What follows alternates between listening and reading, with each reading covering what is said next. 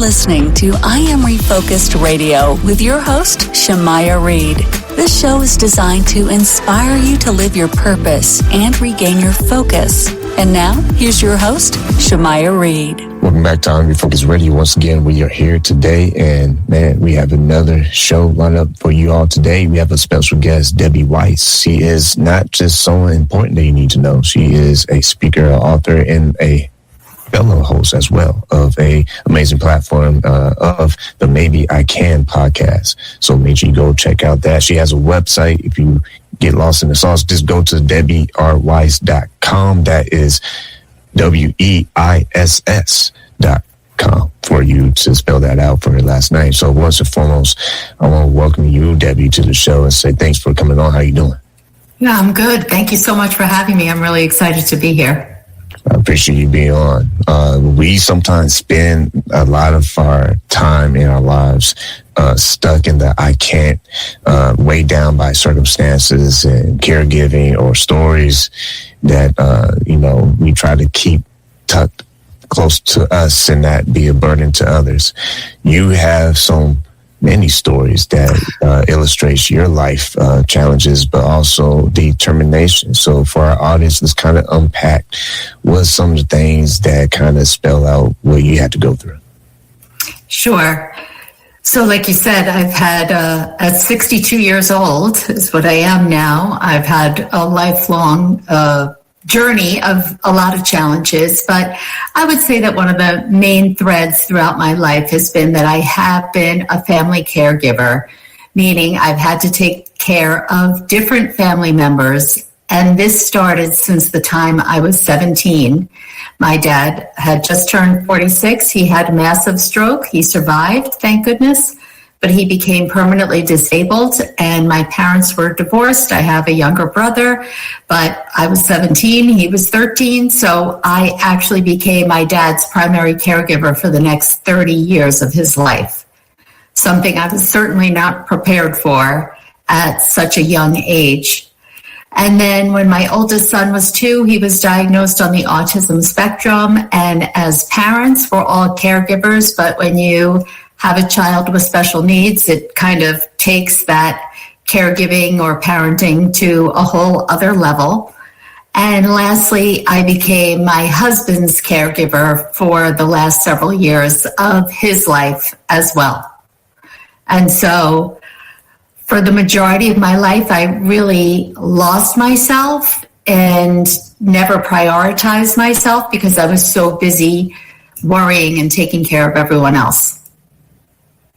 And having to carry that is definitely a task. It's not something that you just wake up and say, oh, this is easy, let's do this again. How were you able to keep a positive attitude, understanding that you're needed, and the bigger picture is you're the one that's getting the job done as far as helping others have a better quality of life? I'd like to be able to say that I've kept a positive attitude regarding my caregiving for the last several decades, but it's not true. I've gone through, peaks and valleys. With that said, I would never go back and change the fact that I took care of or am taking care of my family members. That I wouldn't change. But what I found myself was that I felt sorry for myself. And I felt like, why did all this happen to me? Especially in my 20s and 30s, where you're not really expected to have that responsibility typically. It's at my age, or maybe when you're 40, 50, 60, you think, okay, it's time for me to worry about my aging parents, not when you're 20 and you have to learn about things that you've barely heard of, like Medicare, Medicaid, disability. Like, I didn't know any of that stuff. So in the beginning, it was almost empowering because I was excited to be able to be there for my father, who I loved dearly and was happy to step into that role. But over time, I did become resentful, burnt out, angry, And I really lost my patience quite a bit, which is something, in hindsight, I'm not proud of. But it was because I was emotionally spent. And I learned a little later, around the age of 50, that it didn't have to be like this. I realized that I was sacrificing myself while caring for others. And there's no need to sacrifice yourself. As a matter of fact, it's not helpful for you or the person that you're caring for, because I wasn't prioritizing anything to do with my own self-care. That's why I was often angry and burnt out and lost my patience. It took me, like I said, decades to learn.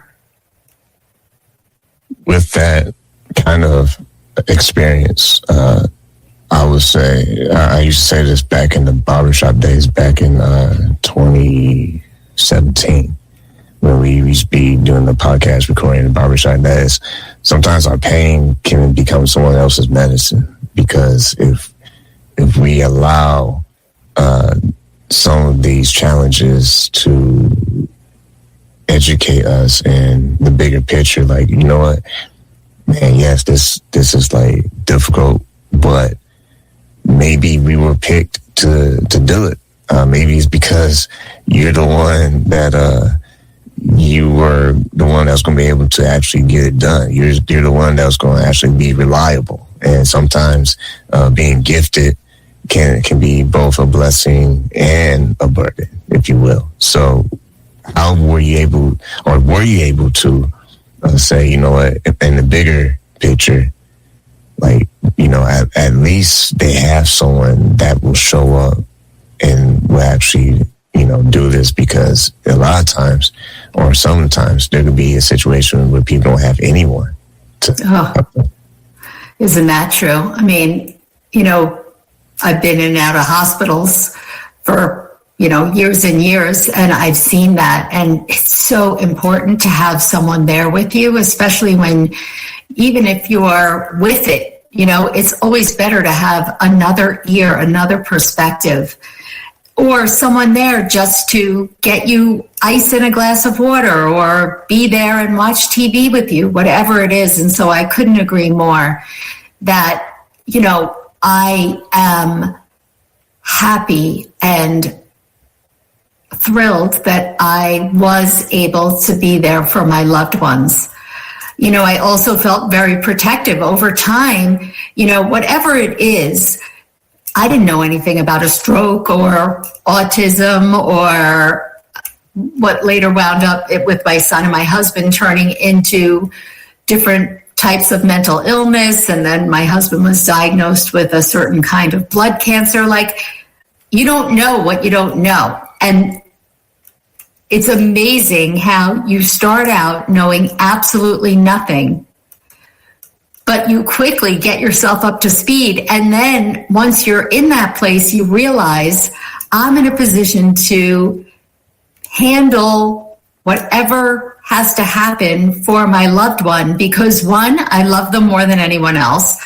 I'm dedicated to helping them, and I've taken the time to learn as much as I could about whatever, diagnosis or whatever it is that they're dealing with.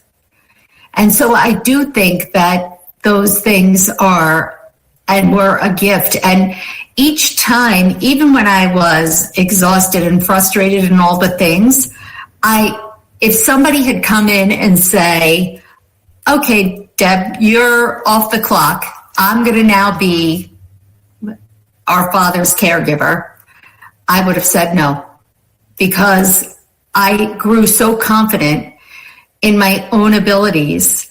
And caregiving actually helped me to grow that confidence, because when I was younger, I did not have it for a variety of reasons. I never wanted to speak up. I never wanted to be seen or heard. And because of my insecurities, especially in my 20s, I wasn't going to allow my own insecurities to impact my father's care. So I had to kind of dig deep within me and learn to speak up, to question things where, usually or prior to that, as a 20-something, I wouldn't have questioned what a doctor said. That just wasn't who I was. And so, like you said in the beginning, things happen for a reason. And I do certainly believe that. And in the end, not only I feel that I was able and am able to be there for my family members, but it's given me a gift as well. Once again, listen to Refocus Radio, watching us online, talking to our guest today, Debbie Weiss. Go to her website, is DebbieRWeiss.com, and spell the last name WEISS.com. My next question, switching gears a little bit, is you have a book that you have, The Sprinkle Effect, and it's all about small intentional shifts instead of overwhelming big changes. Can you kind of share with our audience, because it's kind of go full circle with our conversation, what is the sprinkle effect and how does it work so well, especially when you're in those challenges in those different seasons when things are testing not just your patience, but what are you going to do now that you have this situation to take care of?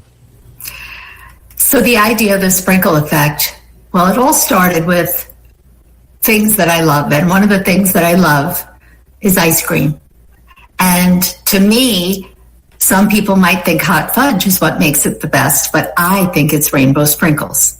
And so just that visual kind of helped me solidify all the things that I was thinking, which was that sprinkling in small changes into your life can, even though in the moment it feels like it's really not doing anything because it's such a small little thing, it's not making an impact, but over time, when you keep sprinkling, it's amazing how together, and again, the visual, just think of like, okay, rainbow sprinkles. All right, there's one pink sprinkle, and now I add in a blue and a yellow and a green, and all of a sudden I have this beautiful rainbow that makes everything fun, colorful, and bright. It's the same idea. In the book, I talk about specifically different types of sprinkles, which are basically qualities, things that we've all heard of. So whether it's a sprinkle of belief or a sprinkle of mindset or action, discipline, adaptability, curiosity, those types of things and qualities that we all need to kind of do a little bit of self-reflection on and see how we can bring a little more of those qualities into our lives. And when we do that, your life just one by one little sprinkle at a time begins to shift.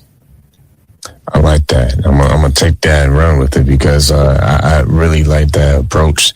And that's why people like yourself come on the show. That's why we have y'all come on the show, because that's different. I would never had put that on a blueprint myself. So that's awesome. I really like that approach.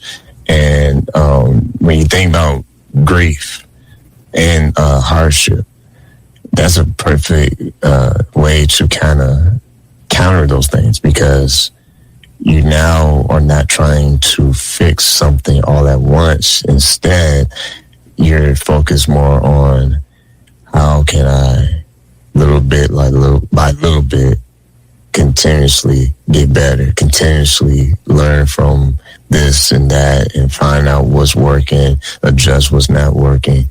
And then over time, you keep doing the sprinkle effect. Do it for the next 5-10 years. You're probably going to be a little bit better spot than versus if you try to handle all this all at once and, like they would say, try to eat all the whole pie all at once. So instead, do it in a different approach. I really like that. So I like the sprinkle effect. That's nice. Thank you. Yeah. And like you said, everybody comes on with their own spin on things. And I think it's not a new concept, right? But it's just, I think for each of us, we each connect to something different. And this for me is the connection point. And it's a visual, and it's something that I can keep going back to time and time again. And then each sprinkle in there, I equate to a different color. So, courage is red. And so if I want to, add a little bit of red to my life, well, then I need to face something. It could be as simple as, the fear of making a phone call that makes you a little bit nervous. I think that whenever we try to make a change in our lives, it just feels so overwhelming. It could be thinking about, I've never, I want to run a marathon. So today I'm going to go out and run 10 miles, even though I can't even walk for half a mile. What's going to happen? We're going to get disgusted. We're going to probably pass out on the street somewhere, and we're going to give up. And it seems like an impossible task that I'm going to run a marathon when I've never even walked a half a mile. But if you just break it down and you start with the half a mile, and you could even be thinking to yourself, what is this really doing for me? I need to be able to run, 26 miles. It's amazing, though, when you do walk that half a mile, and now 3/4 and a mile, and slowly but surely you start to believe. You see that if you put your mind to something, you can do it.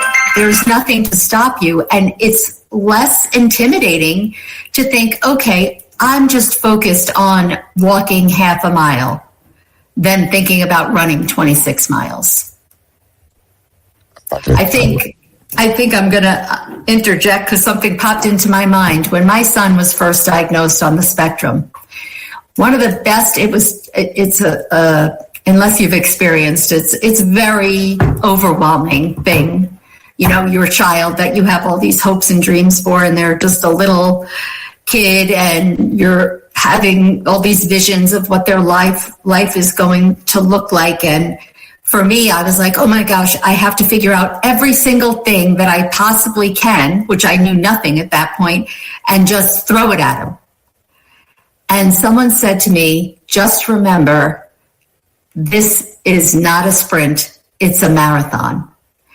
And again, an old adage, but it is so incredibly true, because with my son, if that's all I'm thinking about doing, working on day in and day out, 24/7, I'm going to get burnt out. I'm going to feel dejected. I'm going to feel hopeless, like this is impossible. But if I remind myself, hey, this isn't a sprint. This isn't supposed to be over in 10 seconds. This is a lifelong journey. And then I have a clearer head. I feel like my time horizon is so much greater that I don't feel that pressure that I have to change or fix everything immediately. They say, when you think about memories last forever, and life doesn't last forever. So when you have those windows opportunities to create memories, that's important. You start to, when you get older in life, you start to realize those memories are all that really matters. It's not anything else that we thought it would be, I want to accomplish this, I want to do this. That stuff goes out the window when you can create a memory with a loved one, someone that, especially if you know they won't be here forever, it makes it even more special when you take that time. People hear me say all the time on the show while I close it, thank you for your time, is because when you understand the value of time, then you make it your priority to make memories with loved ones or with people you care about. Because once life goes by, what memories will you have? Oh, yeah. I mean, for those of us who've lost people, I think there's nothing truer, right? You just wish for one more minute, one more conversation. So, yeah, we need to remember that and prioritize that. And really to do that, I think you have to be intentional, because life is can be such a rat race or a hamster wheel, and you're always rushing to the next place or the next thing that you want to accomplish. And when it comes down to it, you're right. Those aren't the things that we're going to remember and cherish. Speaking of memories, you appeared on the Kelly Clarkson Show. I mean, I cannot ask you about that story. I mean, that had been one heck of an experience. I mean, I'm just on the outside saying, I'm your fan now. Like, whoa, what? How was that for you, and how did that even happen? I joke it was like my 4.5 minutes of fame, so I have like 11 minutes left to go. I was a guest on a virtual segment that she does at the end of every show, which is something she calls What I'm Liking. And I was on in November of 2023 because November is National Family Caregiver Month. And so I was actually sitting right here in this chair in my little office in my house, and I had 48 hours notice. I got an email on a Monday that said 3:00 on Wednesday, you're going to be on her show.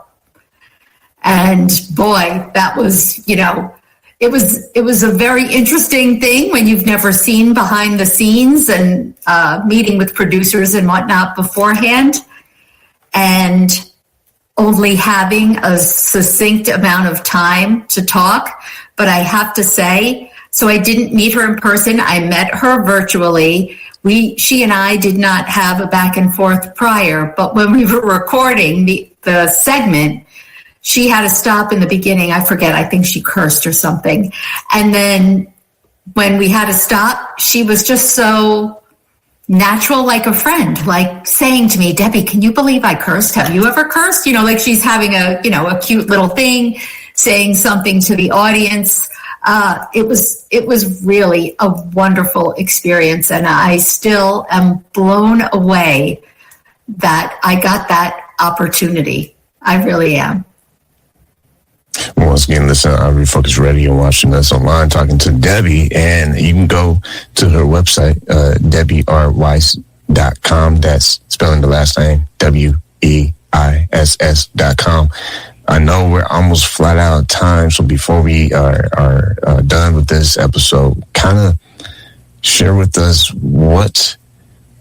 if you can say something to someone who may have a similar story. They're a caregiver, they're going through the pressure of trying to manage their schedule and making sure that the loved one is doing well and being there for them, and all the details that are required for them to be responsible for. What would you say to give them some encouragement? They feel like they just feel like, man, this is a lot right now. What would you say, based on your own experience being a caregiver yourself? I would say that the biggest mistake I made was not prioritizing my own self-care, because I thought that was selfish. And what I found out when I finally learned that around the age of 50, that prioritizing your self-care doesn't necessarily mean that you're going to go have a massage, although why not? That would be wonderful. It could mean saying no. For me, that was a big one, right? Protecting your time.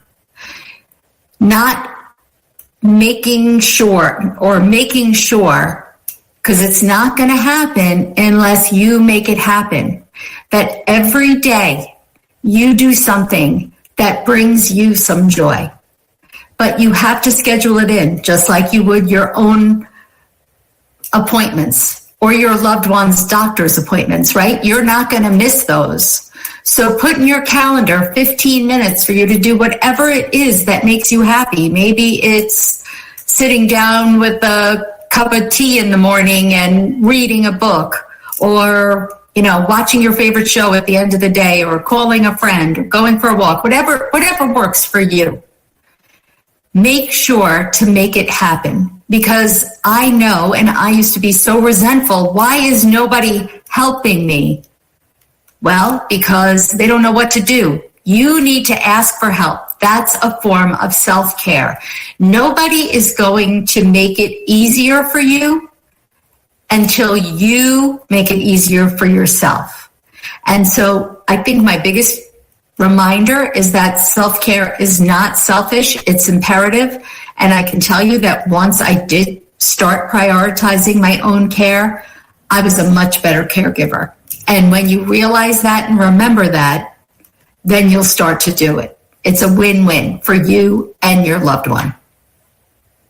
And with that, been watching Refocus Radio and listen to us on the airways, talking to our guest, Debbie Weiss. And I want to say, if someone wants to keep in touch with you on social media outside your website, are you active on Instagram or any other page where people can just kind of see what's going on behind the scenes? Yep, absolutely. Yes. On Instagram, I'm debbie.r.weiss, and I'm on TikTok as well. And on my website, you can get to all my social media links. Well, like always, I want to say to you, Debbie, thank you for your time. Thanks so much for having me. It's been great.